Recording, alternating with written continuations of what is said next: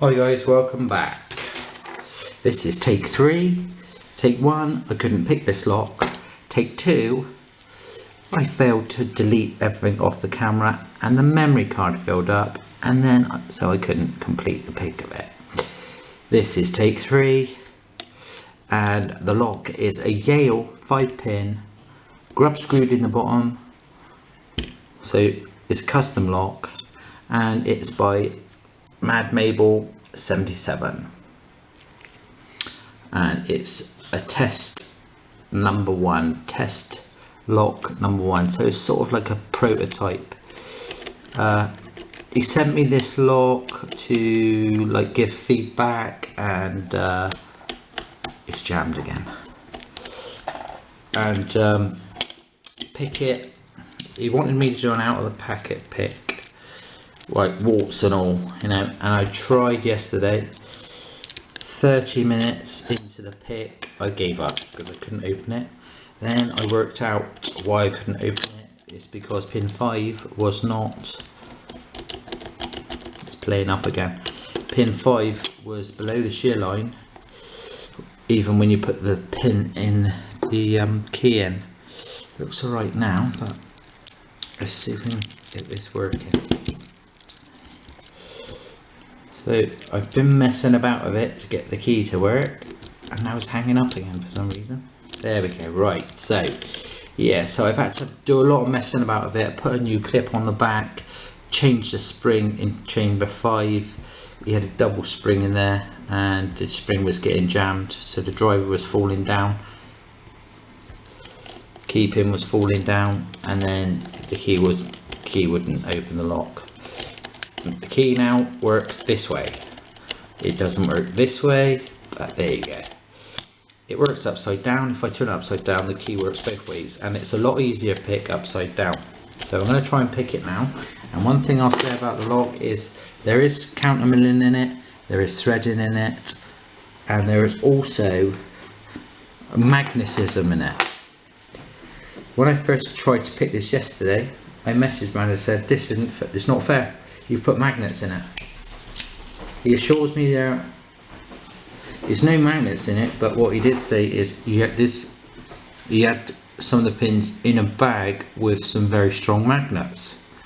And what I think has happened is one of these pins has become magnetized. And you can feel it. It feels like there's magnets in there.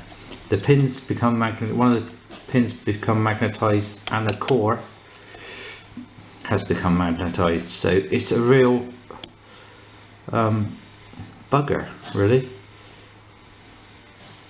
Having said that, if you pick it upside down, it seems to be a lot easier, but we don't want to pick it upside down, we want to pick it the right way up. As for feedback, not a lot. Lots of magnetism, which is really quite a pain, and I'm not even sure if I'm going to be able to pick this with the camera in the way, but we'll have a go. You're really struggling against this magnetism, which I said is very interesting.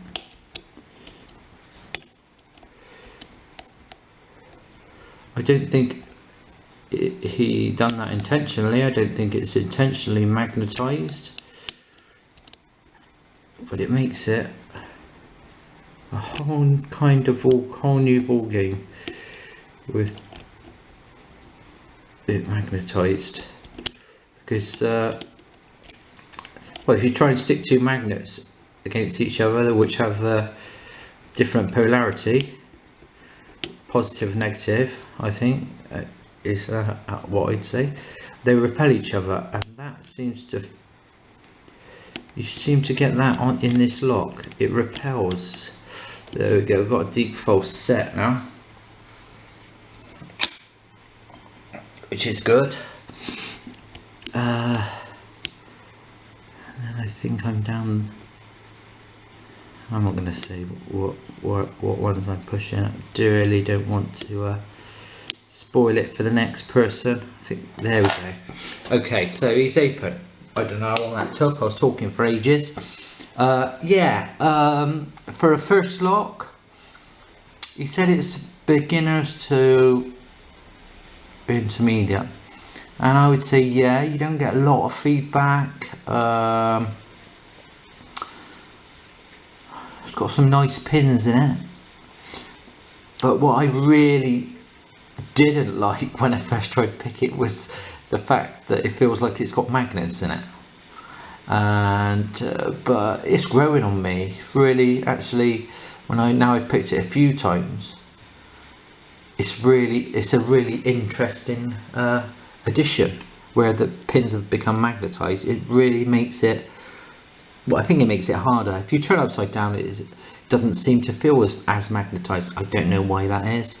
There's definitely no magnets in it because I've taken it apart, but one or two of the pins is magnetized. So yeah, I'm going to be gutting this. I'm not going to do it on the camera because Mad doesn't want all those that are going to be picking it to see what pins go where. So I'm going to be sending this on to Stinsey. So look out for this one, Stinsey, and give Mad Mabel your feedback so he can come up with even more evil locks. For a first lock, it's very, very good. I think if a noob had a go on it, it would freak him out. It was freaking me out yesterday when I tried to pick this first time. Like I say, it was 30 minutes going around circles thinking there's magnets in here. How am I ever supposed to pick this with all these magnets? There was no magnets in there, and the reason I couldn't pick it was because a couple of the pins, well, at least one of the pins was below the shear line, even with the key in. So the key pin was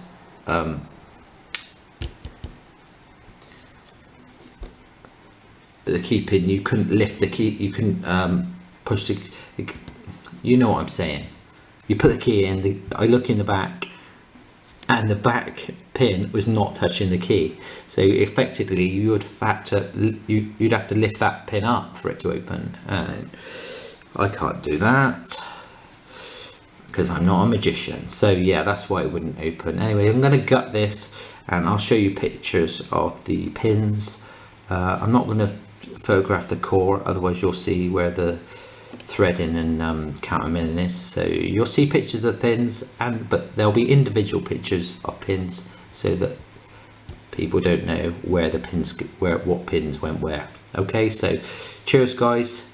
Thanks Mad Mabel for letting me play with this. Hopefully I've sorted out the bugs it had, or at least the key works now anyway. And we don't have to pick it upside down, because I did pick it upside down, but I'm really crap at picking upside down. But like I say, it did open quicker upside down, which means it must be easier, because like I'm really crap at picking upside down. So now the key works, you'll see the pins, and it will be going to Stinsey to see what he thinks about it. And then possibly Mimi, because Mimi, it does such good reviews, and I think he'd be able to give Mad some really good advice on how to make it better, and the good things and the bad things. I don't see a lot of bad about it. It was very fun to play with. The bitting's not bad. Maybe if this a lot of these guys that make these now will have the have this back pin deep like it is, but then have pin 5 a lot closer to the shear line, so that you have trouble getting past that pin. As like here, that was close to the shear line, this one's deep, didn't have too much trouble. So yeah, the only thing I would say is more drastic bitting, maybe a few deeper serrations, but overall for a first lock, bloody good mate, bloody good. Anyway guys, I'm waffling, so I'll see you later. Cheerio now.